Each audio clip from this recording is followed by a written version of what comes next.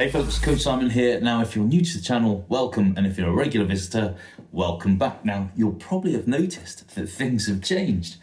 The whole Velo Performance Kit has a new revamped look for 2023 by BioRacer. And frankly, I think it's bloody great.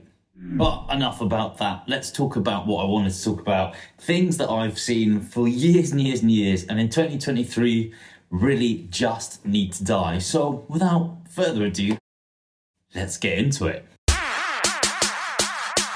Let's do a quick recap for you. Zone 2 training is the aerobic zone. It's the low intensity training that builds your muscular and mitochondrial density, your aerobic enzyme activity, and your cardiovascular system to be able to go for hours and hours. Building this aerobic capacity and all the good things that I've just talked about helps you use lactate as a fuel source when things get a bit spicy. So it's an important aspect of your cycling to develop, but it shouldn't be the only thing that you focus on, especially as you get older. If you want to be able to pull big turns in a group, ride up hills faster and stay fast, long into your 50s, you have to add intensity during your week-to-week training. How you do this depends on your goal, but let's just say you want to get as fit as hell to be able to punch up climbs and hold bigger numbers.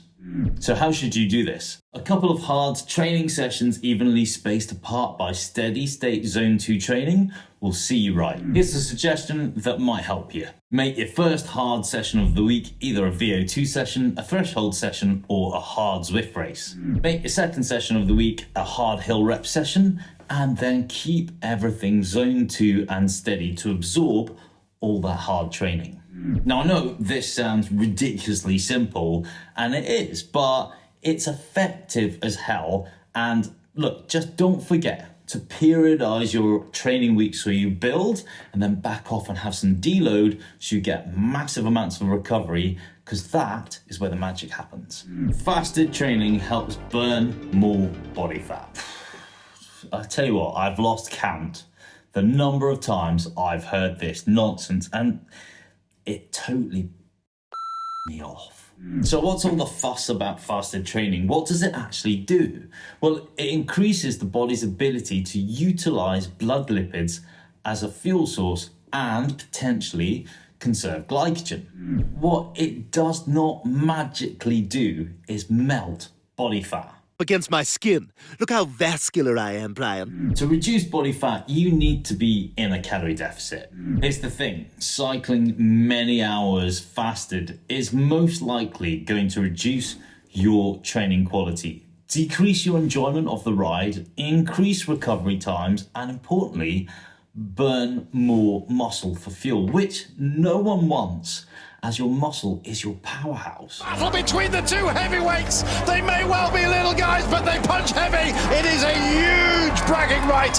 I think it's time to stop believing that fasted training burns more body fat and start focusing on better nutritional habits, eating a broad range, balanced diet, and thinking more about making sure that your food is more quality driven, making sure you understand your calorie needs, and understanding what you need in terms of energy foods to get the best out of your training and also get you to the body composition that you're looking for. I think realistically, the problem is there's a lot of shysters out there trying to sell you something and convince you that by taking their product is going to boomerang you further forward with your performance and your fat loss goals, when in actual fact, it boils down to you just taking control of you and making sure that you're eating well, sleeping well, and training well. There is no magical supplement that you can take that's going to boomerang you forward, unless, of course, it's illegal. Strength training is pointless for improving your cycling. What? Okay, so there is a lot of conflicting advice about strength training and its overall effectiveness for helping you punch up climbs and increasing your power on the bike. Maybe I'm a bit biased on this, but everything I'm reading up on and everything I'm looking into will show you that as you get older, you lose more muscle. Yeah, okay, staying active will help you reduce that effect, but there is no escaping the fact that every decade we age, we lose muscle strength. And the best way to reverse this is to get into the gym and strength train. Because the stronger you are, the more torque you can punch out. Being strong means that you can use fewer muscle units to pump out more power, which means you can conserve energy, and it's been shown that the stronger you are, the more resistant you are to fatigue. Now, this is only a really good thing for cycling long distances and not tiring towards the end of, let's say, a really long sportive.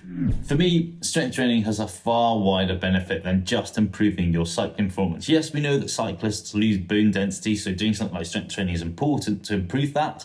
But the stronger you are now, the more you can maintain that later on in life, and the more healthy you will be metabolically, and you'll be able to move younger. And I think people who strength train always look a lot younger. Righty, that's it for this week. If you want to learn even more about strength training and how that can improve your performance and make you look leaner and just feel a lot better in your clothes, I made a video about that right here.